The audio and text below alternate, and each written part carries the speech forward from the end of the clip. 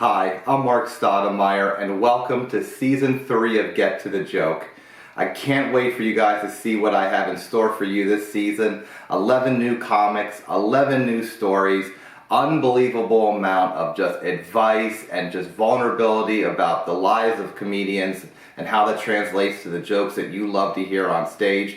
Again, all the content this season will be completely free on my YouTube channel. I just ask that you do me just one small favor. Please like and subscribe to my channel. Please rate and review me wherever you review your podcast. I truly appreciate that you guys do that for me. Again, you can also visit me at my website, marcstod.com, where you can see all my upcoming show dates, along with any other content that I put out. Again, please leave a comment, like, subscribe to this channel. It means so much to me that you do that. And now, without further ado, let's go ahead and get to the joke.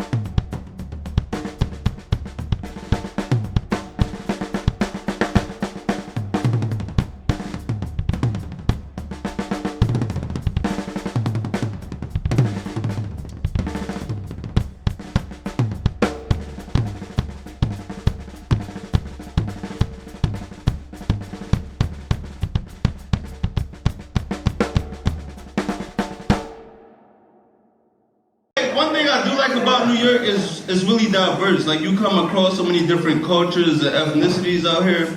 I realized how diverse it is from, like, I was in the park and I saw all the different nannies and babysitters. Like, seriously, I was sitting in the park one day and I saw a woman of every race pushing a stroller with a white baby. Like, white women don't take care of their kids out here. Everybody else does. I'm telling you, it's to the point now, when I see a white woman with her own child, I think, damn, she doing bad. Somebody's got to save this kid. This isn't right, man. I'm telling you, it's a generation of vegan hipsters being raised with Jamaican accents right now, right? Like, hey, what's going on, Bobby? Like, hey, bro, what one, dude? Like, what did you just say? Like, I don't know, me mashed up. Like, stop hanging with him, man. Welcome to Get to the Joke. Thank you for having me. Thank you for having me. I appreciate it. No, I appreciate you doing this, man. I always looked up to you, even though you're substantially younger than I am as a comic. I like your story. Doing some of my favorite thing to do is doing research on the guests for this show and just seeing the story of how you kind of get started and how you've kind of progressed in your career. I think if I took anything away from the different interviews I've listened to you do and the jokes that you tell, is that you are one that can overcome adversity multiple times without like breaking a sweat. And I would say, like, also your joke telling is like at a level that I can't even see. Like, the atmosphere is so high that I can't see. You're so raw, and your ability to strip down a normal situation, expose the truth, is what makes not only a good comic or a great comic, but also someone who's extremely creative as well. Thank you. No problem, man. I kind of want to start kind of where it got started. It's well documented that you started at a talent show at St. Joe's. Originally, you went to St. Joe's for accounting, but then someone told you, like, hey, you're pretty funny. Your Twitter's pretty funny. Why don't you host a show? And with no material, you hosted this show. And then, like, the next week, you're at the Laugh House doing jokes. Now, I've used this example before, but, like, I think my sister's funny. But if I asked her to host a talent show, she would tell me no. So what was the hump that, like, made you agree to say yes and put yourself out there like that? So for me, growing up, well, no, I wouldn't even say growing up. I would say later on in high school, I kind of became obsessed with the TV show Martin. And like I just loved that show, and it made me want to have my own TV show one day. So I remember like this was around the time the iPhone 3GS came out. And on this iPhone, you could record a video and upload it straight to YouTube. So that's what I would do weekly. I would record videos and just upload them every Thursday. And it would be more so like inside jokes that only my friends from school would get, but I was just doing that. So then when I got to college, I still had this obsession with wanting to do something in comedy, like, but more so just comedy acting. I didn't stand up, never was a thought for me until my friends reached out to me about hosting this talent show. And at first I kept turning them down, and then I just kept putting more thought into it. So then I started Googling, I went on Google and I'm just looking up things on how to become a comedian. And it's crazy because when you Google it, the internet gives you the worst answers. like some of the things I came across, it said things like watch one of your favorite comedians and study their jokes and try to retell one of their jokes. like so it was just like telling you, hey, go out there and steal. So I'm just looking up stuff like how to become, like what to do, and eventually like I just went up, no material, anything, just crowd work, just riffing. But it was easy for me to do that because with the school talent show, these were all people that it was just all my friends there, all my friends from school. And because St. Joe's is 10 minutes from where I grew up, like friends from the neighborhood were able to come up easily. So it was a great first experience for me. And awesome. Then after that, what else happened? So I knew at the time, I only knew of 2 Philly comedians. One, Kevin Hart, but so like, because I wanted to ask somebody for advice. Yeah. So the 2 Philly comedians that I knew of, Kevin Hart, I knew I wouldn't be able to ask him for advice at this point. So the other guy, the other guy I knew, I remember watching Def Comedy Jam, and I remember DL Hughley introduced this guy. He was like, yeah, he calls himself a failed basketball player from North Philly. Give it up for Toure. So I went on Twitter, looked up Toure's page, and I just sent him a tweet. I was like, hey, I need some advice on being a comedian. And Toure said to me, he replied back, he was like, be at the Laugh House next Wednesday at 6. So oh, excuse me. So I happen to go down there, and I'm nervous. So I get one of my best friends growing up. He goes down there with me, and I get there, and Toure just happened to be starting a stand-up workshop. So it was just like, it was perfect timing. It was like literally I hosted this talent show. I hosted this talent show on a Friday, like the last Friday in February. And then the next week, that first week of March, that first Wednesday, Toure just happened to be starting a stand-up workshop. So that was my whole introduction into the Laugh House. Yeah, not what kismet that is. Yeah. Now you called Toure your mentor. So I mean, there's a lot of people that teach comedy classes and there's not much of a relationship after that. But by calling him your mentor, there still seems to be a sustaining relationship. What about Toure? What made him your mentor? How did you latch on to him and have like a two-way street relationship? I mean, because I remember like when Def Comedy Jam aired, like I was always a big fan of just stand-up. Even though I never thought about doing it myself, I was just always fascinated with it. So to actually meet him, it was like meeting one of my heroes. Like I'm not big on, like when it comes to meeting celebrities or things like that, I don't care how famous you are. To me, it's just more so about your impact. And Mhm. that's how it was to me. It was like just like seeing he might not be famous to anybody else, but or a household name, I should say. But to me, it was just like his set was so memorable, and like it was just like I was just a fan, Yeah, like from the moment I that's saw him. awesome. So um so like I just always wanted to stay under him. Like if I Mhm. knew he had a show in the city or a show within driving distance that I could reach, I wanted to be there. Like just to soak up that knowledge from him.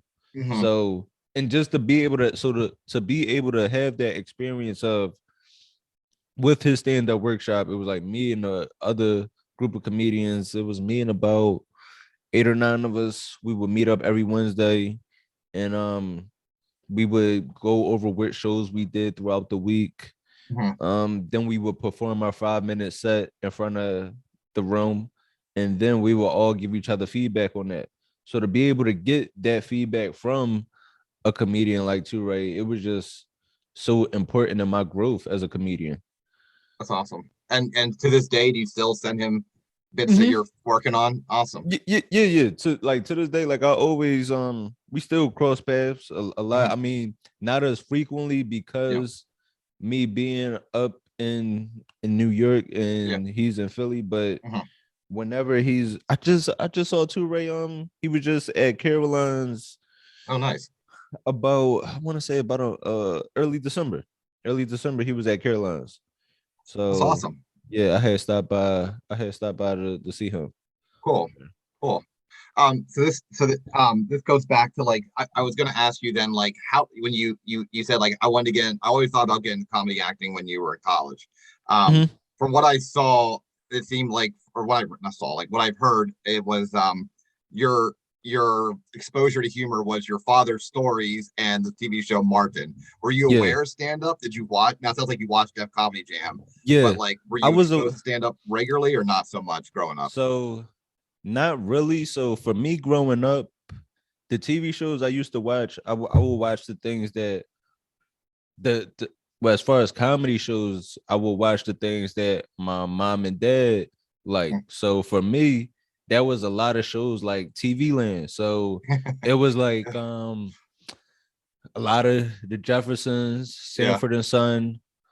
I know what you mean. Like those set, like Wait, classic 70s, like All in the yeah, Family, right, yeah, Welcome Back Cotter, you know, those right, kind of yeah. Wait, yeah. All in the Family. That's the one. Is that Archie That was the Bunker? spinoff, or Jefferson's was a spinoff to that Uh, one. One of them was but a spinoff to the other one. I don't remember. but yeah, that's what I'm trying to think with the show with Archie Bunker. I Yeah, that's can't it. believe. All in the Family is Archie Bunker. Okay, all right, yeah, Yeah, yeah. yeah, So All in the Family, things like that. yeah. So, and that's why, like for me, Martin, my infatuation with the show Martin, that Mhm. happened in high school because that's when I really started watching it more because Yeah. I didn't watch it growing up. Um, and then and also like I say what also shaped my comedy too. Mhm. So my parents split when I was about 11. My parents like when I was about 10 or 11, my parents Mhm. split. So like I was split time between my mom and dad house. So, but when I was staying with my dad at my dad house, we had no cable at the time. So a lot of nights I was just watching like just the basic channels like Mhm. WB, UPN. Mhm. So every night I was watching Everybody Loves Raymond and King Mhm. of Queens. Yeah, yeah. And and like these were shows that like I never would have watched before if I would have had the options to watch anything else. But Yeah, in watching them, I ended up loving these shows. yeah, And I feel like that played a big part in my comedy too. yeah. Like that show that shaped just like my whole perspectives and just seeing like different walks of life. Yeah. So that That's helped me that out a lot. that's interesting that you said that you shared those experiences with your father because that comes to my first thing Mhm. about was your father saying that your father did not support your comedy career when you were like you initially started. Like he was not a Yeah. fan of it. He wanted you to stay in accounting. What Mm. what was it that like what how did that relationship go? Like when you were I mean, Um because obviously you kept doing comedy. So like yeah. how was it? Did you guys just not talk about comedy or what was it like to do you guys I when you guess start doing it full time?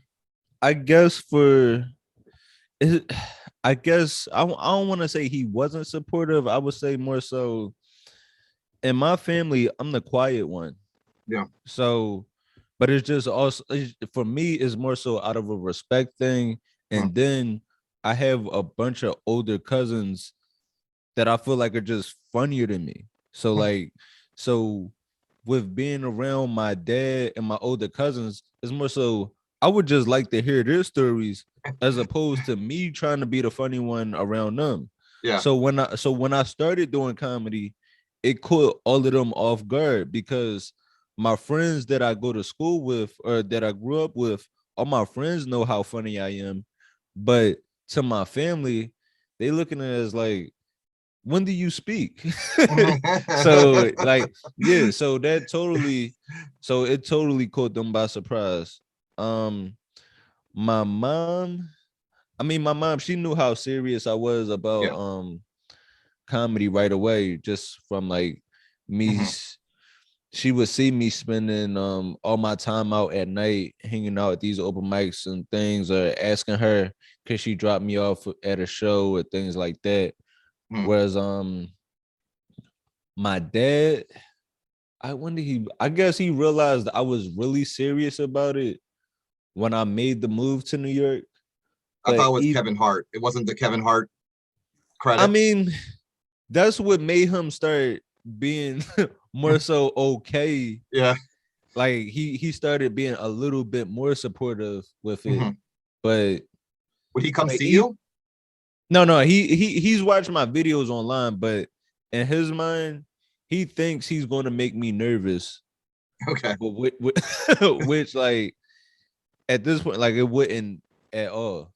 Like I'm just like but I guess it's from like when I was younger and I would have a basketball game. He thought like he was making me nervous, so Okay. he think like he might have that same effect on me in this, where it's like I couldn't be more cool under pressure Yeah. when it comes to stand up. Yeah, But I totally agree. Having seen you, there yeah, could be an earthquake happening next door. You'd still be doing your set. yeah. Have you invited him to a show? Have you been like, Dad, I really want um, you to come? To, like, no, I no, don't no. know what I the Kevin. haven't. Go ahead. I haven't, just because like when I do bring him to a show, I want it to be like a weekend of shows of me headlining. So it's like I'm just waiting for like something really big in Philly, or like when I tape a special When or you something talked soon. about the Kevin Hart show, Mhm. it sounded like your mom and your girlfriend were there. Did Yeah. your dad get invited, or did he just not want to come, or was No, no, no. Well, the way it was, I wasn't even sure like with that ticket situation. Mhm. So I was really only gonna just go with my mom. Okay? I was just gonna go with my mom. But my girlfriend, she ended up because she had to work that day because we taped this on a Monday. Okay. So Wow. Yeah. so she had to work, and we're in New York. Yeah. So she ended up surprising me by taking off the day like from Awesome. work to come down to Philly That's to awesome. make the taping. Yeah. So it seems like your mom and your girlfriend are on the same page with like they know how much comedy means to you. Is it what do you think your dad like reservation is? Because it seems like your girlfriend's surprised because she knew how much this meant to Yeah. you. So she takes off work Yeah. and drives 3 hours to Philadelphia. Your Yeah. mom, not sure what her situation is, but she makes a point to be there as well. So I mean, like, did your dad know this was a big deal, or did you not even tell him about Um it? no, I guess at that point, I didn't even know what the show was gonna be. Mhm. Like I didn't know what the show was gonna be. I didn't know how it was gonna be set up or anything. This theme I really want to ask you because you brought it up, that Mhm. you got fired from your job for some bullshit reasons that you could Right. go into, you don't have to go into if you don't want to, but and you were broke.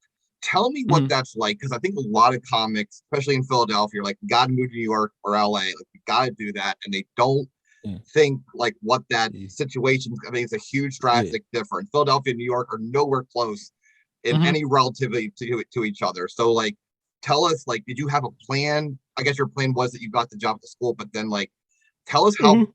tell us about your plan before you moved up there, and then tell me about like the I struggling and being broke and had then no also doing plan. comedy. I had no plan whatsoever. Um, I had no plan at all. I just knew I just needed to be in New York. So one of my friends, another comedian, Reggie Conquest. I don't know. Reggie Conquest, he's actually doing really good right now. He's like, Okay. I'm so happy for him. Like he's Good. been on Insecure. He started in Philly with me. We started at the Laugh House around the same time, but since then, like he's been on Insecure. He just had a small scene in the new Scream movie. Nice. But he was working at the school in Lower Manhattan for kids with autism. And he had told me they were hiring. So I just reached out to that school about working there. And they reached out to me, and they had two main campuses. So they reached out, they told me I needed to go fill out some paperwork at their Westchester, New York campus. So I went up there to do that, and they were just like, yeah, you start tomorrow. But when they said this, mind you, I'm still living in Philly. Like, so I was looking at places in New York, but I had nothing set in stone yet. So it was one place I was just waiting to hear if they would approve me for it. So in that week of waiting for them to approve me for this apartment in Brooklyn, I was just taking the mega bus back and forth every day from Philly to New York. So I would because like the time I had to be at the school, my time I had to be there at 8. So it was 2 megabus that times that I was looking at. One was a 3:30 bus that'll get me to New York at 5:30, and I just wait until the school open, like at a Starbucks or something. And the other time it was a 6 o'clock bus, but knowing megabus, it might run late and put me super behind. And like it's like if I'm getting into New York at 8, I might not get to work until like 8:30, 8:45. And this is my first week. So I'm taking that 3:30 bus every day. Then I get off at 3 and rush to catch the 3:45 bus back to Philly. And I did that for about a week. They approved me for the apartment, and then I moved up. I stayed at that school. Man, I didn't stay at that school long. I stayed at that school for about 2 months. It was just like the situation they had me in and working there was just terrible, because like it was a school for kids with autism, but the student that I was assigned to work with, he didn't have autism. He had his diagnosis was oppositional defiance. Oh boy. Yeah. Whereas like it's like you just don't want to hear any you don't want to hear anything that any authority has to say. So he was diagnosed with that.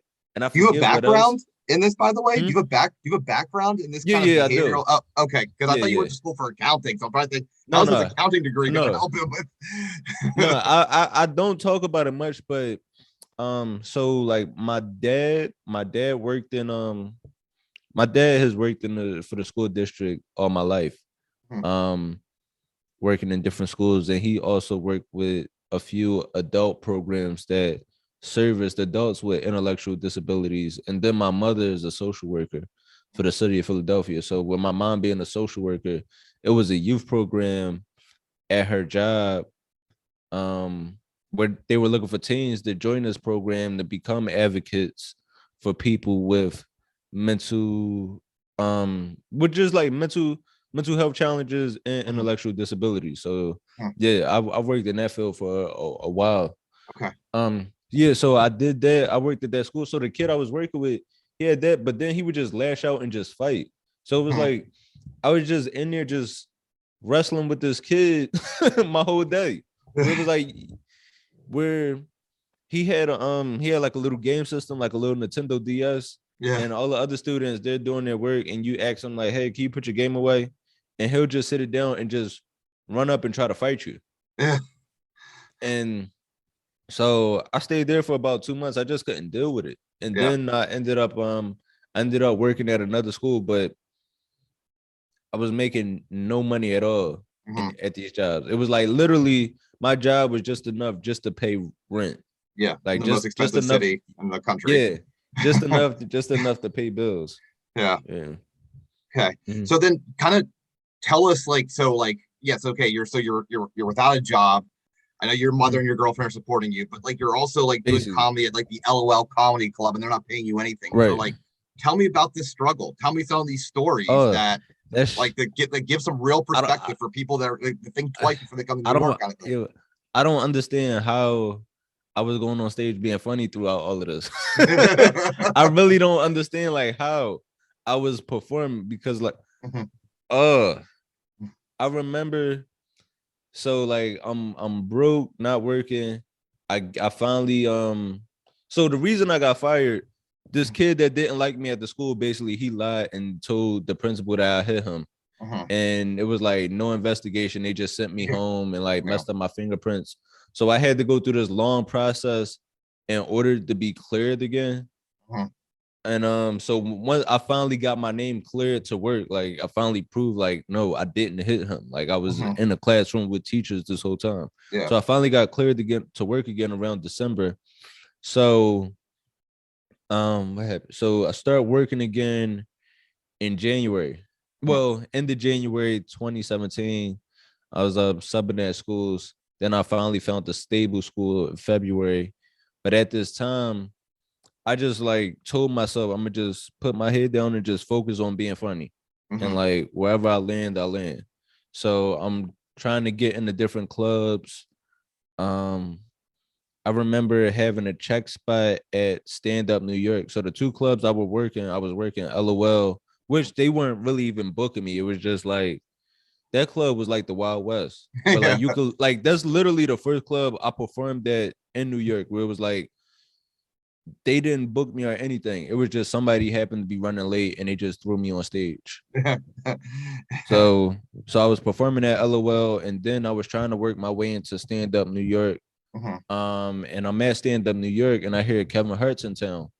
So I had met him once when I taped the TV show, but that was the only time. But I heard he was in town, so I'm like, let me try to go ask him for advice. So but that night my girl wanted to go get something to eat. So, but I'm like, so I'm thinking like, how can I do this for her? Go get something to eat with her and still go down there and see if like he's at the cellar. So I was like, hey babe, you want to go get some wings? Like, so I don't think like she knew that was my plan. So I get down there and he's there. And I didn't know how he was going to act because like I said, I only met him one time, but when he saw me, he was just so happy. He was like, yo, how you been? Like he was like, yo, I'm about to go do another set. And when I get off stage, I'm gonna introduce you to everybody. And that's literally how I went from performing at the worst club in New York to the best club anywhere. And but in that time, you said like you had enough money just to cover rent. Like, were you eating? Like, what like I what was was, it but like to be horrible. Anthony Moore? No, I remember this was around that December of 2016. I'll never forget this. Me and my girl, we went to this diner. We went to this diner in Brooklyn and like got like wings and mozzarella sticks and just drank water. Like just like didn't even have like the money to get soda with that. Like that's how bad it was. But it was just, but I guess I was happy because I was just like, hey, I'm chasing my dream. Like I'm here. Kind of goes back to that guy outside the Laugh House telling you like the Right, opportunity will come, and it came in the right, form yeah. of Kevin Because Hart. I just kept telling myself I can't go back to like I can't move back home because how hard it was just moving out. It was like if I move back home and try to move back out here again, it's just going to be too much. Yeah. Well, thank you. Thanks for telling me that because I look at these things that come up, and I look at if I'm searching for like what's the same through all these situations. Like when I hear about your life, that's like I talk about like your father not being totally on board with your comedy. You know, you're broke and the school fires you. Helium's not booking you. It seems like a central theme is your mom. It seems like it all comes back to your mom. Your mom's always been supportive. She's been helping you out when you're broke. She's calling up Helium, getting your second place money, you know, for you when they wouldn't give it to you. Right. So tell me like, what is your mother in your life? Like, what is that relationship like with your mom? And if I meet your mom, is it just an older version of you? Have you like your qualities that of your mother? Um, Yeah, I want to say like for me, like my mom is definitely she definitely spoils me. Mhm. Like it's weird. Like my mom, she spoils me, and like my dad, I mean, he's there, but Mhm. always says like that's where I learned my independence from. Mhm. So like with when it comes to like my schooling and stuff like that, or just um like yeah, that's definitely like my mom. Mhm. Like my mom is like she played such a huge part in all of this. Like even like with my move, like she was help me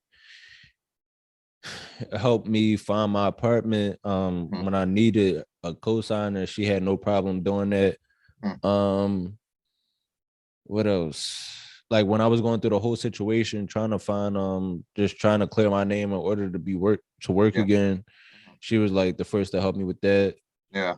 Um yeah. So was your mother somebody who just like wanted to just help you realize your dreams? Like, was she somebody who wanted her dreams herself but had to settle and not pursue her dreams? So she really wanted I that for you? guess I guess it was no, I guess for her, it was just like she saw how serious I was about it. Cause I mean, Mhm. she felt the same way about me doing comedy at first because I mean, like I had a full tuition scholarship to St. Joe's. Yeah. So it was like to have this full scholarship and like these dreams of being in accounting, Mhm. accountant, and then just the one day say, hey, I'm gonna do comedy. like Yeah. like to her, like that whole idea sounded like ridiculous. Mhm. But then she just saw like how much time I kept putting into it. Mhm. So Yeah. then like over time, like with her watching that, she really saw how serious I was and like really became super supportive. That's awesome. That's Mhm, awesome. Well, thank you. Thank you, Mrs. Moore. She mhm, watches this. Um, so I want to talk about well, let me go back to this then. I know of a few comics who want to move to New York. Like that's mhm, their thing. They've done like they've done the Philly thing for a year or two. They feel that mhm. their next step is New York City. What advice would you tell them prior to moving up to New York City? Like here's like a checklist of things I would recommend to help avoid the pitfalls that I kind of went through. My biggest advice really is to just like I always say just do it as far as because I know a lot of comedians say they want to make some trips up first, like they want to start coming up here once a month or things Mhm. like that. And I always tell them, or like they want to start coming up once a week. And I Mhm. always tell them like you honestly just going to tire yourself out. Mhm. Like if you plan on moving here, just wait Mhm. because if you do make these trips up here once a month, it's like clubs will remember you more if they see you every day. Mhm. But if you're coming up here once a month trying to get spots, you're going to be competing with people like me. Yeah. Like like you want like you and there's a million of other comics up here Yeah. like just like me with Mhm. credits that's hungry and waiting to get on any stage time. Yeah. So I say don't like just get up here. Mhm. Just be here. Um it really is because and do it early. Like just don't think about it too much. Like I know there's one comedian I talk to all the time. He always asks me how much money did I have saved up when I moved up here, and Mhm. told him like not much. But if you keep waiting to say, hey, I want to save this amount or this amount, it's like it's never going to be enough. Like you're Mhm. just going to always keep pushing it back. Mhm. So Okay. yeah. No. So No. yeah, just definitely just if you are thinking to make that move, it's just like something you just got to do it. Yeah. Just got to do it, and just because like if you want to make the trips and stuff, it'll just tire you out. Okay. And it's Awesome. definitely it's a grind. It's starting like you're gonna be starting all over. Yeah. Like the Yeah. material that you thought was good is like you gonna find out.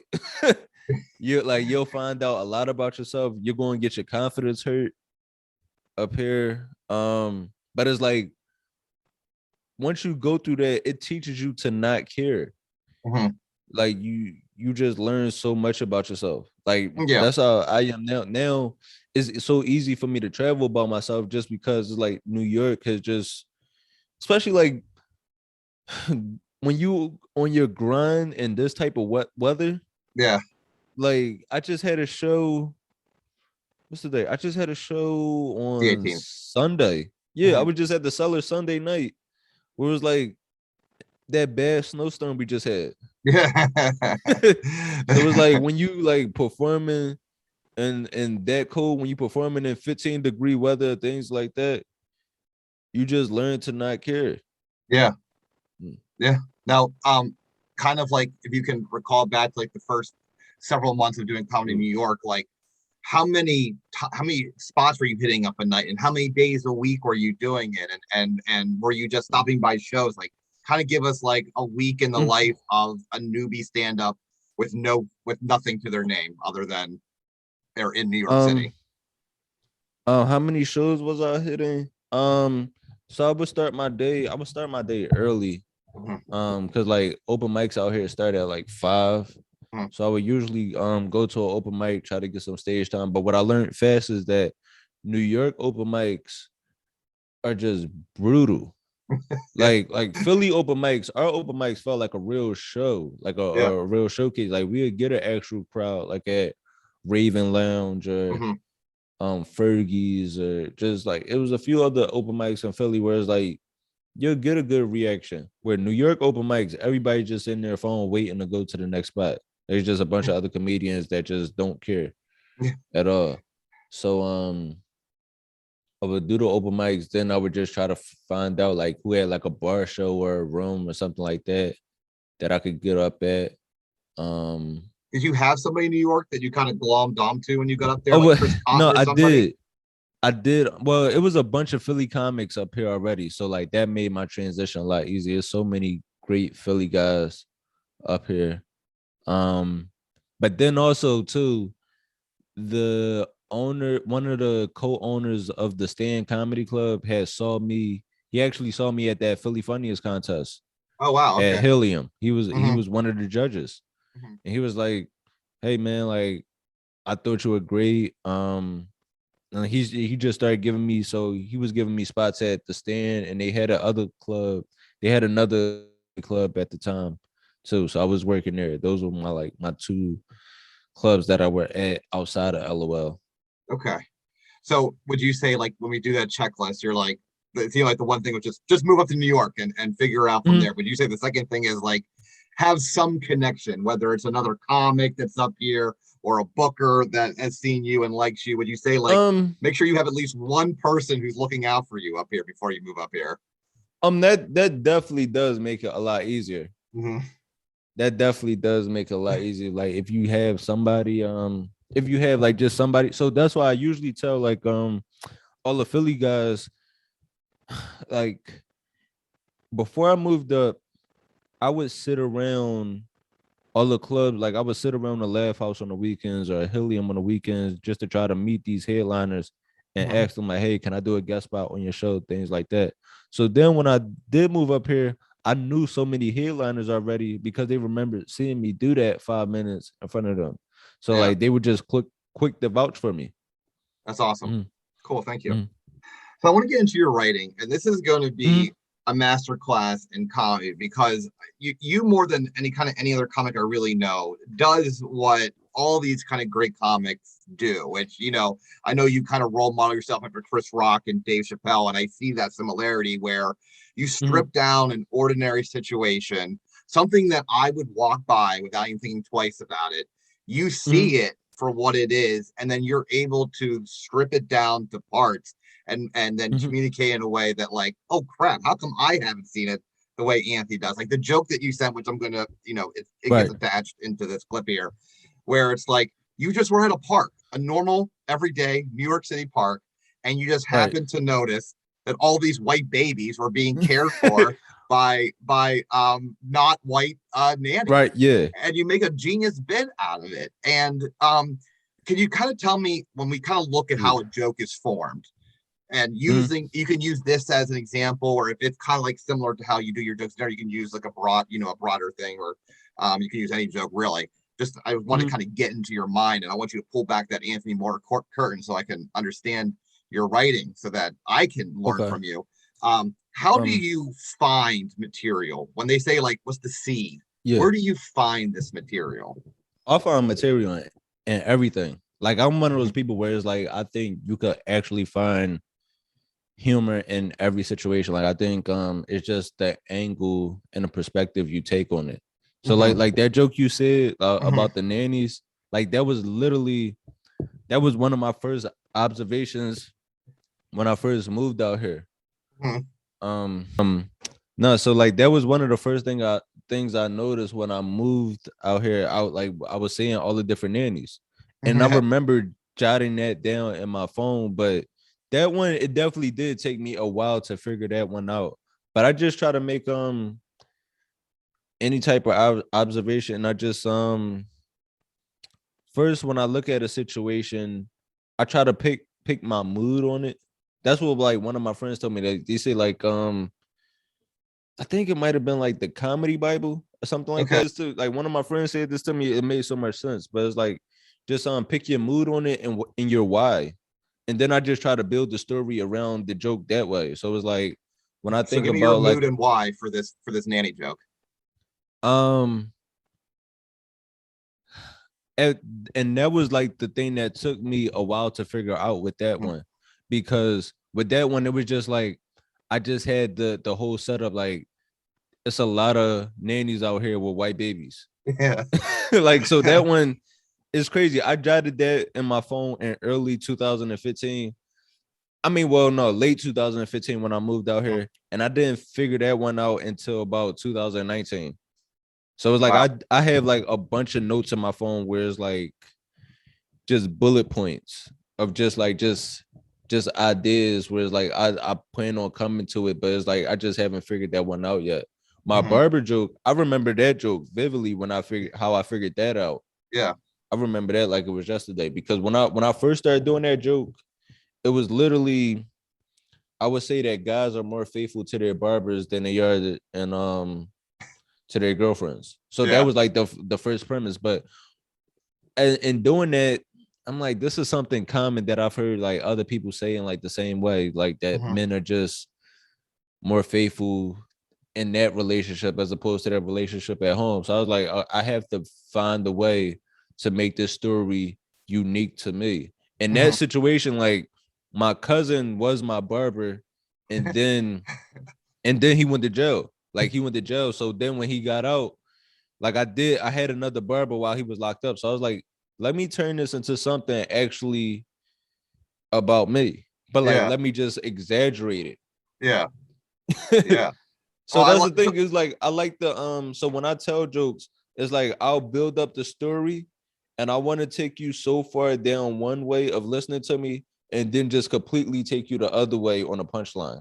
yeah. No, and I like that. And I like the way that I've never heard that before where it's like even though you gave credit to another comic, it's like what's my mood and what's the why on this. So can you give me an example? Let me do another. I watched like a ton Yeah, of your videos in yeah, preparation for this, but the one that I love too was the unemployment joke. Like I hope they don't find out that that's not unemployed, because right. it's so raw and it's so honest, Yeah. and so like give me let me That let me one. let me let me let me cut that out just because I want you to use Yeah. the joke that you sent me. Um, No, no, no, no. That's fine too. No, Okay. that's definitely I fine. want to get an example of like just a joke. It Yeah, can be a joke that you're even working on. Maybe one that you even sent me in yeah. the visual there. It's like, Hmm. give me something where it's like, here's what I observed, and then this is my mood around it, and this is the why. Kind of give me that. Okay.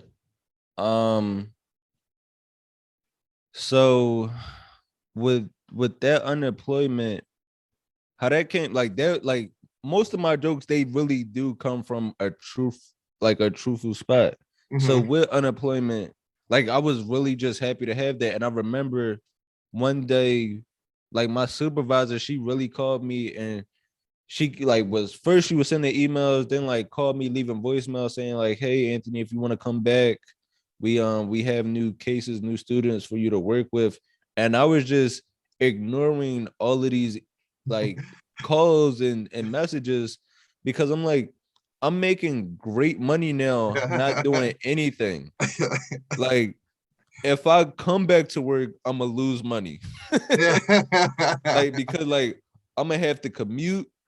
I'm gonna lose these benefits. Like it's just not gonna make sense. Like Mhm. I'm literally doing better Yeah. by not doing anything. So why would I come back? So yeah, Well, and I like the line in yeah, that where it's yeah, like, I had to lose my job to become yeah. financially stable, and it's Right, so good because when the first like quote unquote punchline is, I hope the unemployment office doesn't find out that I'm back doing comedy, because everyone starts laughing right, because it's pretty much not like a punchline that you manufactured and engineered and was like super clever about with like a play on words kind of thing. It's like right. you're just being honest. You're saying the things that other people are too afraid to say.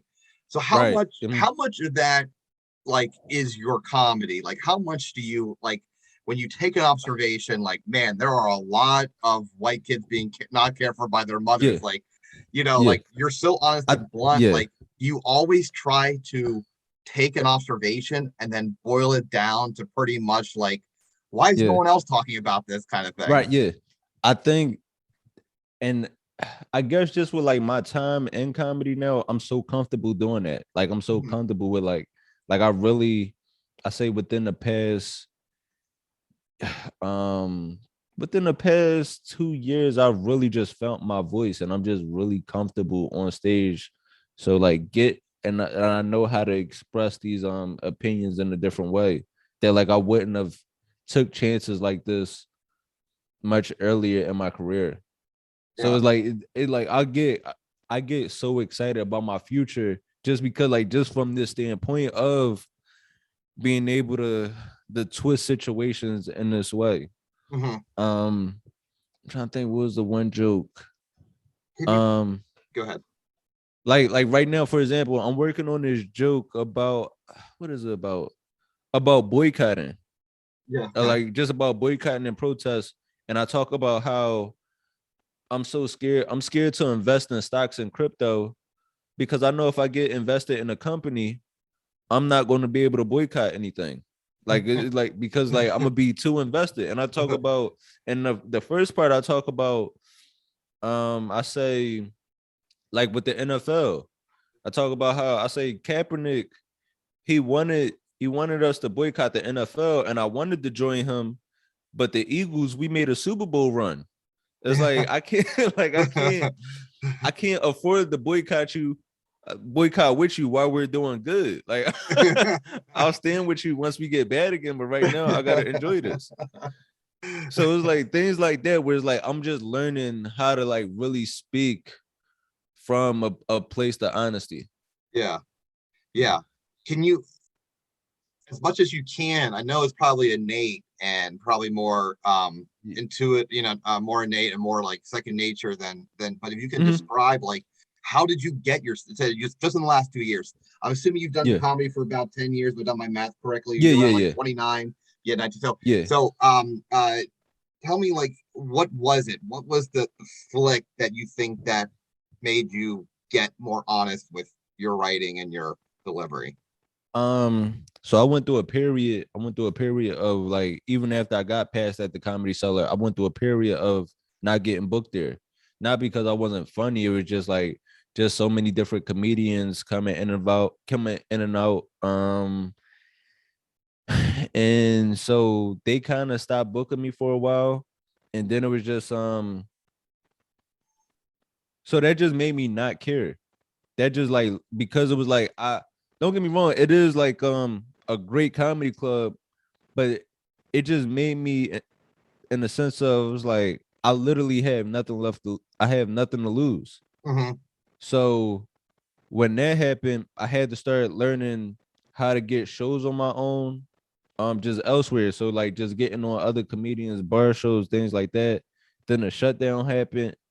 And then with the shutdown, I stopped performing for a good while. Like I didn't do comedy all throughout it. I wasn't doing outside shows or anything.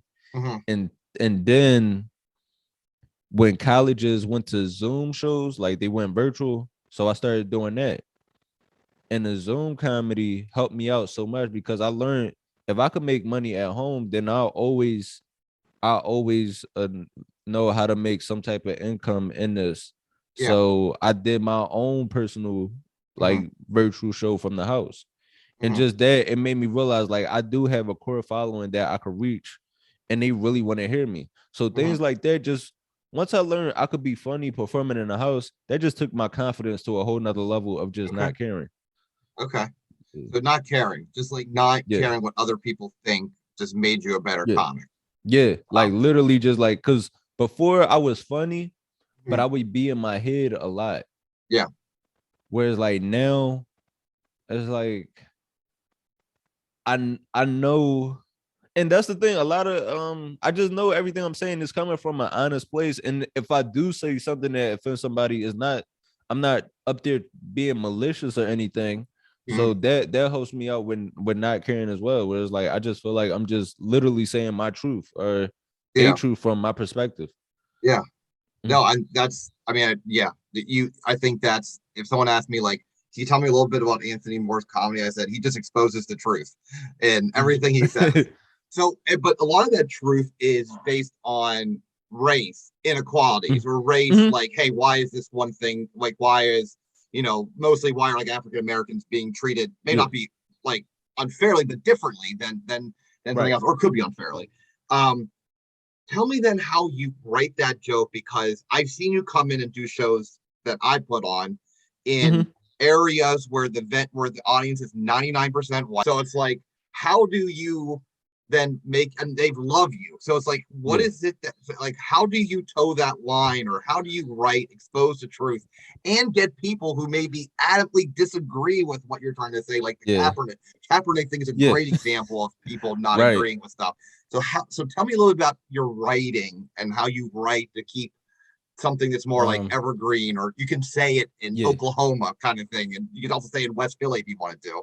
Right. Yeah. No, that's, it's so crazy because that's the one thing that colleges really helped me out with too, because a lot of the schools I perform at are middle America schools, whereas like these are all red states, like Mhm, super conservative. mhm, Um, I actually have a bunch of shows coming up in that region, like February. My first week of February, I have shows back to back where I was like, I'm going to Wisconsin one night, the next night I'm in Missouri, and then the night after that I'm in Iowa. Jeez Louise. So they're sending Yeah, you to the coldest part of the country right, and the right, coldest during that part of the time. year. Right, yeah. But that, I mean, but when I perform out there, it's crazy because like I was so nervous because like comedians always say like colleges are super sensitive, but what I learned is like, I mean, they just, college kids, they do the same thing we did when we were kids. They want to just drink and have fun and stuff like that. Mhm, So it's just all about just making somebody see things from your perspective instead of just coming off as being preachy. mhm. I feel like that's the real big disconnect for a lot of people, is like, whereas like if you could make them see like your point in a way where you're not talking down to them. Mhm. So that's the like big thing for me. Whereas like I'm just trying to show you why I think this way, instead of like, I'm not saying my way is the right way. Mhm. I'm just saying like this because and it's one of my favorite things that Chappelle said in one of his Netflix specials. He said comedians, we have the right to be wrong on stage. So it's Yeah. like I'm not up there saying, hey, this is, I'm factual or anything like that. Like I want to make you laugh and like, wow, I might be wrong in Yeah. this. Yeah. Do you now, is that part of it? Is that part of the charm? Do you put it in your act, like, hey, like, I just gave you my experience, and if you don't like it, I could be wrong. Like, do you make a point where it's like, Um, no, no, I don't, but because I think like by the end, I feel like most people could see where I'm coming from with things. okay, Like I feel like most people see like that what perspective I'm coming from. okay, Or like as long as like you could say something wrong, as long as you could find the way to kind of justify why you feel that way. So that's what okay, like I feel like I give it a good way of of explaining and justifying that. So like with the unemployment situation, hmm, I feel like in that joke, like I'll justify, like, look, ever since I lost my job, I got insurance now. I hmm, cleaned up all my credit cards. Like yeah, I was able to get a new apartment. Like things, Yeah. things really got better with me not working. So why would I Yeah. want to go back? Yeah. So I like that. And I had this discussion with another guest on this season where it's like their job is almost like it's like a research paper. They state their Mhm. hypothesis and then they back it up with real life examples that they've either been through or they've observed firsthand, kind of thing. Mhm. So tell me how then you write, because from what I've heard, it's like I mean, the data, this was a couple-year-old interview that you've done, but you mentioned you try to write twice a week, it goes into your phone and then you always make a point to put it into your copybook.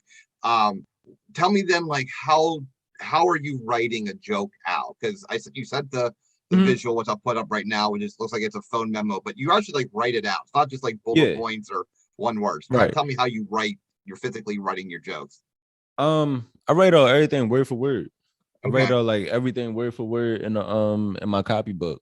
So when I think of the idea, I'll put it as just a point, like just a bullet point, so I won't forget it. But then I'll write out the whole story exactly how I want to say everything. Okay. So because like, and I do it manually because when I type, it just doesn't feel the same. Like as I'm writing it manually with pen, I might think of something else that I Yeah. want to add in between there. Okay. Yeah, and Very then I cool. might also might write some side notes on the side, like where I might say like, hey, I want to use this expression at this point, or Like what kind of pause for expression? Mhm. Like just like a facial expression or a Okay. certain act out Okay. or things like that. Okay. So I would also be remiss to say, like, your idols in comedy like Chappelle and Chris Rock, Mhm. they cover they specifically, I feel like, target very sensitive material. And Mhm. that's what kind of how they rise, the cream has rise to the crop there. Um I Are you writing material on other sensitive topics like guns and abortion and religion Um, and abuse? do You're I? writing. I have some. I feel like I have some on those topics, but I feel like lately I just been trying to keep more so I don't go out of my way to search for those topics. Mhm. Um I say like right now a lot of topics are just like things that I've been dealing with in my life. So I might talk about um like living in New York, or I got a dog recently. So I talk about having a dog, what made me Mhm. get a dog. Mhm. Um I talk about work, like my experiences working at the school.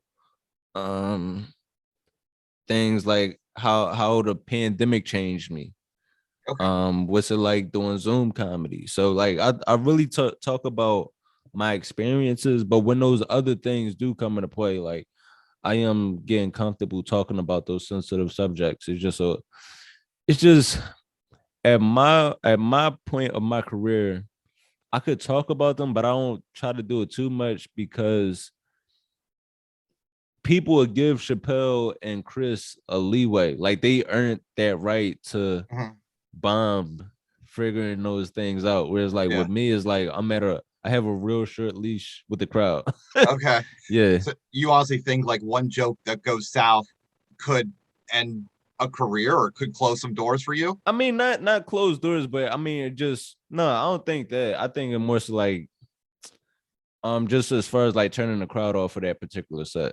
Okay. Very Yeah. cool.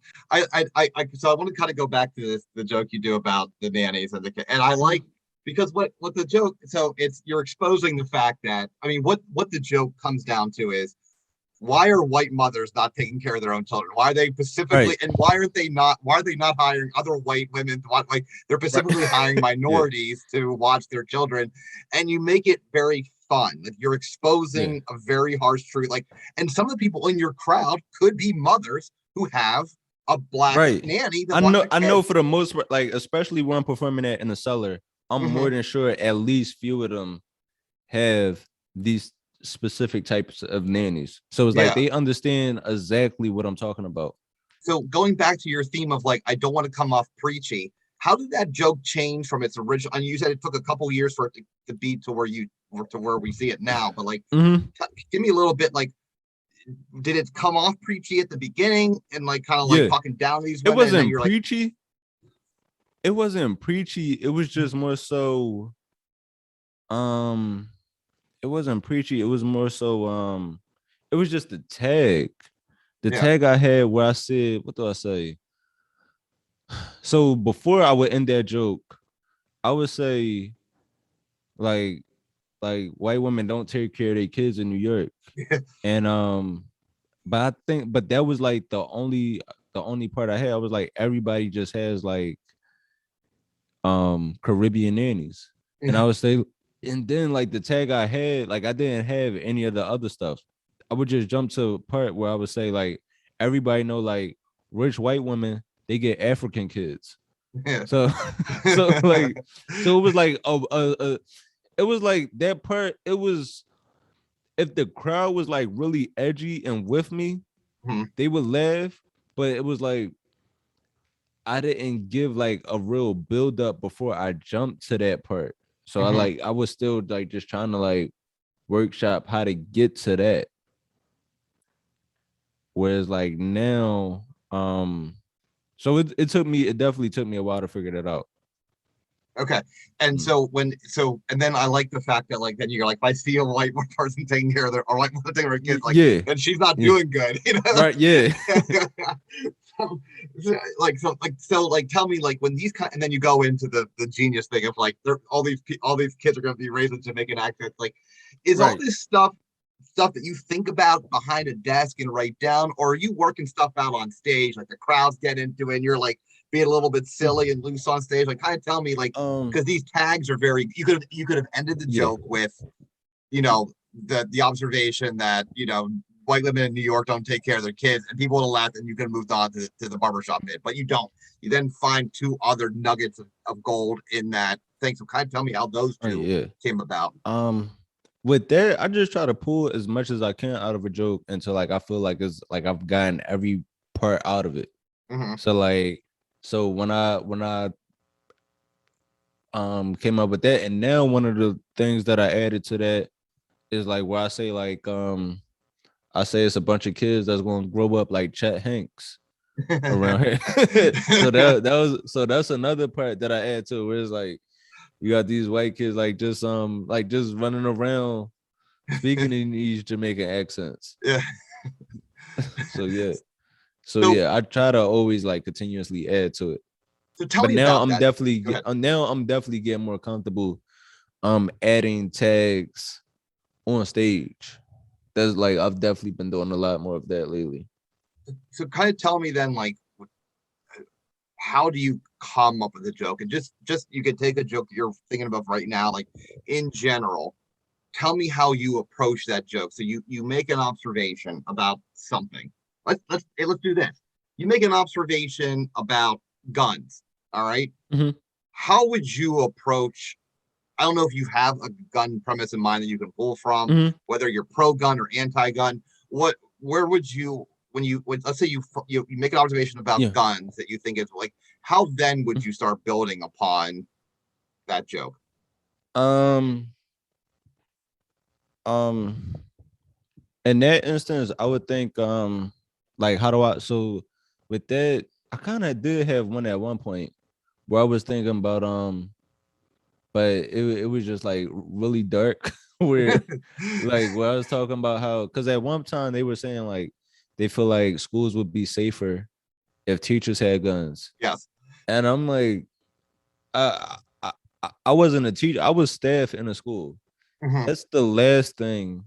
Like, if you think like kids aren't already getting shot enough in schools, like that number is only going to go up. Like, because it's going to get one. It's going to just take one teacher. Like, hey, can you please take out your textbooks? And the kid's like, no. And it's like, I said, like, and like, like the teacher just places it on the desk. Yeah. But like I guess like I really want to kind of like, if I could like creepily watch you write a joke from wherever you're at, coffee shop, your apartment, on the train, what would I be seeing you doing if I saw like Um, a new bit that you observed that morning, and now I'm watching you formulate this joke? What would I be seeing you do? um, so usually when I write, it's so hard for me to write during the day. Like I usually write like in the middle of the night, where it's like I don't know, for some reason that's like when my best thoughts come to me, like late at night. So it's like I'm literally just sitting down like with my headphones on, and first like I usually when I do write, I usually start from like the beginning of my set, like how I want to like from my introduction, like what do I want to go into, like how do I want to open, and then from there I try to just figure out different segues to go into the other material. So lately I've been doing that a lot of switching around my jokes because I want to get better on closing on any joke. Okay. I want every joke to be a closer. Okay. I like that. So when you're writing out, like, so you're just like kind of sitting there for the first time, you have a premise, and now you're just like kind of writing it out, like you're visualizing yourself on stage. This is how I'm gonna Mhm. say it. So I'm gonna write it this way. Then you Yeah. go to the stage and take it. Now, are you the first time that you tell a joke on stage? Are you kind of going verbatim about what you just wrote as a dialogue in your Yeah. notebook, or are you just kind Mhm. of like, these are 3 or 4 bullet points, I'm just gonna kind of riff around as long as these 3 or 4 get exposed? Um, it depends. So like if it's just like a regular bar show, Mhm. or if it's a regular bar show or something like that, then I'm gonna just riff. Or if it's a college, I'll just riff. If it's the cellar, I'm coming in making sure I know it verbatim. Yeah, like that's the one. That's the one. Like I'll take chances there, but I don't want to take it. When I do take my chances, I'm making sure like it's in the middle of my set where I'm already killing, and Yeah. I could just jump back to something that works if like it doesn't hit like I wanted to. Okay. And then so like when you tell the joke on stage, and let's say it's a very new joke and it's not doing well, do you Mhm. abandon it, or do you still go through with all the stuff that you had written out for that joke? No, no, I still go. I still go through with it. Okay. I still, yeah.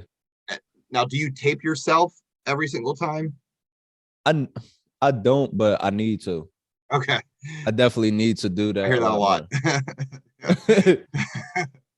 I So then how do you then retain knowing like which stuff did well, which stuff didn't do well, which stuff was like, this could do better if I just reshuffle some of this stuff. Like, how do you do all that then? um, man, um, I guess it's just thinking about like what tags hit and which didn't. It's like I kind of have like a now I'm getting a lot better at that because I'm getting up so much. So it's like Mhm. now when I do perform, like I usually perform 2 to 3 times a night. Like I've Yeah, been, especially like now, like I'm in that like 3 to 4 range where nice. like 3 to 4 shows a night. Where, but it definitely gets exhausting Yeah. because by that third set of the night, I'm up there asking myself like, did I say this one already to these people? Now, I have a question for you then, because your jokes are about honesty and just like what I call it, exposing the truth. Like, do your jokes almost work out where the punchline starts out as a setup? Like, you'll just blurt out like, "Hey, white women don't watch out for their kids," and then eventually that becomes the punchline? Do you start out like a new joke with that honest, realistic Anthony Moore perspective on an observation, and then Mm, whatever that honesty then becomes the punchline later, or is that not that's not yeah. how you do it? Um, I want to say for that, I definitely figure out the punchline at much later on. Like it usually like it definitely takes a lot of bombing to figure out the punchline. Um, I'm trying to think. I can't even remember. Like, man, because I know like yeah, just for that one, I'm telling you that punchline. It took me a while to figure out. It Mhm. took me. That one definitely took me like years of like just having it in my notes. So that's why like I try not to erase anything in my notes because I know I know it's a good amount of jokes in there that like I haven't figured out, and but the premise is good, so I know it'll be a closer one day. Okay. So tell me about then. So tell me then about this editing process you do. So you tell the joke, and you said like with this nanny's joke, it took you a couple years. Like, Yeah. tell me about this editing joke because you mentioned like you're in another interview that you're good with punching up a joke. Tell me about that. Tell me, as someone who needs this Yeah. advice desperately, Yeah. tell me about how you punch up a joke and just tell me like kind of maybe different games you play or tricks or perspective points. So when I'm telling a joke, I do want like I try to keep the crowd interested while also getting small laughs along the way up into the punchline. So up until like that big end. So I guess a better example would be you familiar with my joke about coming across Jewish people in New York? Yes, about All right. trying to get more of your friends to move up there. No. Well, Oh, no, it's this one joke where I said like because I lived in a Jewish neighborhood. yeah. And one day I was getting off the train like 2 a.m, and they asked me to come in and turn on their lights for them. Mhm. And it's just like caught me so off guard. So I'm telling this story about like this Jewish couple that asked me to come in and like they're telling me. So I tell like the crowd like I'm scared and hesitant about this, and then like they later explained to me that no, they want me to come in just because they can't turn any electric because of their Sabbath. And I go like, and I'm like, now I went from being scared to amazed. I'm like, you're that dedicated, you're willing to let me in this time of night. And then I ended to say like, so I went in, turned on their air conditioners for them, and then I stole their TV. Okay, I do Yeah. remember that one. Yes. Yeah, so it's like with that one, it's like I'm just trying to give you, like I'm trying to reel you in and make you laugh along the way while staying interested. And then I just like, so it's like it's like I'm helping them out because I did Yeah. turn on their like their air conditioners for them, and then like I just stole their TV. Like I just took you a whole different way you weren't expecting. So I like that. So I like how you try to like keep the audience on their toes. Like Yeah, you don't know where this story's gonna go. Don't assume that you know the ending to one of my jokes right. kind of thing. Mm-hmm. So kind of tell me then like does social media work into your workshopping? Because I know you use social Mm-hmm. media, but I mostly see it for the output side, like stuff that's been polished. Like, do you use social media as a way of like getting feedback, on bits, like Twitter or Um, I used to, but I stopped because, especially like with social media now, because I mean, everybody thinks they're a content creator. something? So you might put up a bit and you might see somebody like I remember I used to do that. I used to do that like early on, like 2012, 2011. And I remember another comedian asked me, could he have that? So like I definitely stopped that early because like now people would like try to take your tweets and put it in their set, Yep. or they might turn your tweets into like actual like skits or TikTok Mhm. videos or anything. So Yeah. you got like it, you run the risk of having your content taken in so many different ways now. So can you tell me, do you know like when you said like, hey, the stuff with the babies having a Jamaican accent and like you see a white woman with her kid, like she must not be doing good. Like, can you tell me like how you arrived at those? Like, like was it a comic that kind of like gave you a pointer, or was it just like you were riffing a night? Like, what was it? What was the magic behind coming up with more laughs in a joke? Well, do you know how those two kind of came about? Um, honestly, I want to say just time. Okay. honestly, honestly, like I just got more comfortable being in the pocket of telling a story because Okay. I used to speed through material. That was Mhm. my problem. Like I wanted to have these consistent laughs, but I was speeding through it. So in speeding through the material, I was losing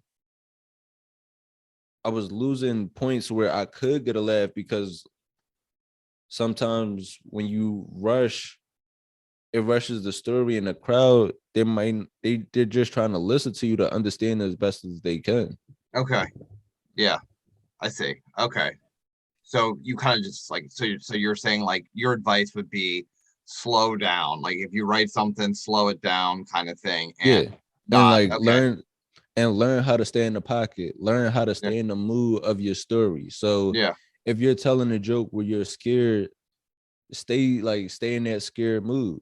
Because that's how I Mhm. am. Like when I tell that joke about going in and turning on their air conditioners for Yeah. them, I'm like really scared about this. Or like Yeah. when I talk about my barber joke, Yeah. I'm like, I'm scared of getting caught. I don't Yeah. want to let him find out that I have another barber. So Yeah. you have to stay in the mood because with a lot of comedians, they tend to, when you laugh, it's like a nervous laugh that I see Mhm. comedians do sometimes where it's like they're telling a joke, it might not hit how they wanted to, and they laugh to try to get the crowd on their side, but now you're breaking the mood of their joke. Okay. So you're losing that bigger punch because you kind of gave up on the joke early. So it's like, would this make sense? Would you agree with this? That your jokes, each joke is like a scene in a movie where you have to be Yes. consistent in your Mhm. mood throughout. But then the next scene, the next joke, can be a completely different mood, but it's Right. consistent throughout the entirety of the joke. Okay. Yeah, I would definitely. That's a great analogy. Okay. Cool. Cool. Mhm. So then tell me, like, what, all these jokes that don't work, it seems like you keep holding on to them to see Mhm. like the nanny joke took 2 years to figure out. Uh, So like are you just pulling that out like if you're asked to do an hour and you're like, well, I have 45 minutes, so I might as well throw it in here and see like tell me how you keep up with some of these bomb jokes and then eventually get them to where they need to be um, before like you just scrap and sometimes it forget it. just no. I really don't scrap anything. Like sometimes Okay. it'll just come to me later where I might figure out how I could use an old joke and add it to a whole nother one. Okay. I might learn how to segue it better somewhere else, or this tag might fit better with this joke, or things like that. So throw away. I really don't throw away material. Okay. Mhm. And I was like talking. So you talked a little about your delivery, like you're kind of acting in your delivery, like you talked about being in the mood. One of the you were on the Philly Blunt, and I really like what this guy had to say about your delivery. He said that the build up, be like that. You liked what about your delivery was the build up and the anticipation really made you think about the joke. Like Mhm. it's almost like a runaway train, and everyone's just watching it go, and then all of a sudden the train gets saved on the track. Like you switch Yeah, that track thing and staying on there, kind of thing. So like the fact that like you each of your jokes people really like think about and I relate a lot that like with Chris Rock, like when Chris Rock does a special, like I'm thinking about his jokes a year or mhm. two later, like how come this Right. isn't something that's normal society? Same with your jokes. Um, do all your jokes have to have a point, or will you tell like a ridiculous kind of silly joke? Like a Jeff Mhm. Fox would be like, I'm a redneck joke kind of thing, just something that's silly gets a laugh. Or do you make sure, like, Yeah. in order to be in your set, it has to have a point and make people think about it? No, I Okay. definitely have like silly jokes. Like, and I've gotten into that argument with comedians before that told me like, hey, I think that's an easy joke, or I think this is simple. I think you could go deeper. And I tell them it's like I look at it like music. Everything doesn't have to be an album cut. Like you need your radio single. They're like Yeah. you like it's nothing wrong with having a catchy pop hit if Yeah. you got a bunch of deep album cuts. Yeah. Like everything doesn't have to be super complicated. And Awesome. even like I know like Kevin Hart, I know he went through that. I know he talks about a time I think Patrice, like because like coming up, Hmm. like the vets, like they used to like kind of like just shit on him. Yeah. Like I mean Yeah. like they like in a friendly way, like these were friends, but at the same Yeah. time they were his vets too. Yeah. So like they would shit on his jokes. And I Yeah. think like Patrice had told him something along the lines like that joke stinks. And Kev was like, fuck you. Like, that was a good joke. They laughed. Yeah. Like, he was like, no, that joke works. So it was like sometimes like you just have to like just not care and just not try to overcomplicate things. Okay. Like if it works for you. So that's how like I take it. Like I yeah, I do like having super complex jokes, but at the same time, it's like if I think of something that's not as simple, but it still gets to laugh, like I'm gonna definitely do it. Yeah. Okay. Mhm. Very cool. Yeah. So I've been writing some questions down. I don't want to interrupt you. I want to circle back around the last few minutes. This kind of Yeah, thing no that problem. I've been writing down. How did you get to work in the college circuit? So you're playing Um, big colleges, Ohio State, yeah. West Virginia. These are not schlub schools. How are you? How did No, you get but there? the thing that's frustrating. So with those two schools, I did those two schools virtually, Yeah, and like it was great. Like both shows were great virtually, but like it was like a few hundred students on that's it virtual, at Ohio State. I was probably like and be like and 10,000 but you people. gotta think like when it comes to virtual shows, it's like you competing with so many other alternatives. Yeah, So yeah, like if I would have performed there live, I mhm. would have been in front of like a town. Yeah, yeah. Like I like so yeah, those I definitely wish I could have did those live. I honestly I did a show with the seller and the comedian just happened to tag me in the flyer. Oh, nice, And then the next day, like I just had a comedy agent hit me like, hey, I came across your page. I love your videos. Like, I would love to talk to you about working with you. nice. And I just and then I found out that the agency is actually on Bill Burr and Kevin Hart, old college agents. Oh, okay. So once I Wow. found that, yeah. So once I found that out, that definitely that made me want to work with them even more. Yeah, Like I knew I would be in good hands. nice. Respect.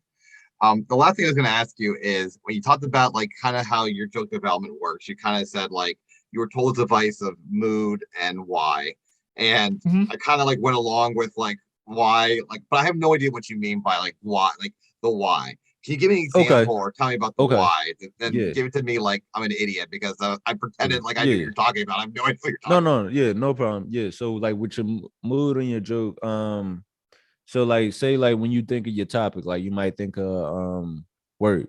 So like for about. me, like if I think about like working at a school, my mood might be I hate working at the school or I like working at this particular school or and then the why I just start pulling the reasons why, like why didn't I like this school? I didn't like this school because of this kid, or because the kids used to do this to me, or the staff made it difficult. And then from that point, once I get my mood of like why I didn't like it and the things that used to happen, my why, then I just build a story around it in Okay. that aspect. And then as I'm building a story, I just try to punch up different points to just exaggerate it a little bit more.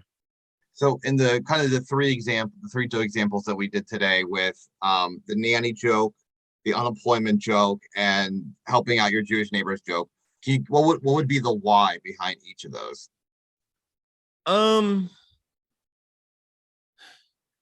it's difficult. Like for the nanny joke, that was like, I guess it's my why with that was kind of difficult. It's just like more so the observation. What are the other two jokes? The unemployment. Unemployment check joke and Yeah, no, the with the Jewish neighbor joke. unemployment. Yeah, with the unemployment, that one was more so like,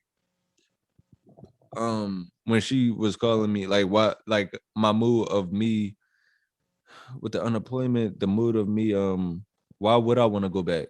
Yeah. Like, Okay. yeah, like I'm not, if I'm doing better now and that's why I start listing my reasonings. Like Yeah. I'm of I've gained all of this. So no, I'm not going back to work. Like Mhm. I'm clearly doing better. And I tell you the reasons why I feel like I'm doing better. And I Okay. feel like why I feel like the supervisor should really quit her job. Um the other one was the nanny joke, the unemployment. I'm sorry, what was The the Jewish neighbor joke, helping out your Jewish neighbors oh on staff. yeah. Yeah, that one was more so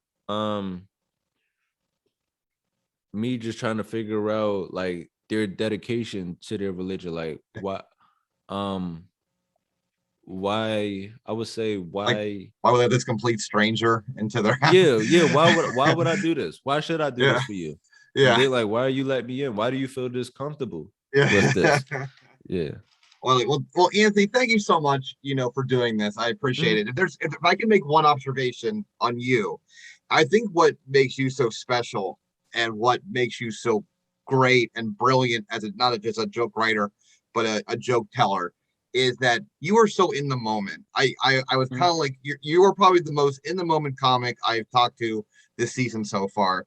Because I look at these things and what could be detriments, what someone would say detriments to you, are actually positive. So like giving up the full ride at St. Joe's to pursue comedy, like not thinking ahead in your life, but taking that in the moment attitude and going with comedy, or moving to New York with no fallback plan.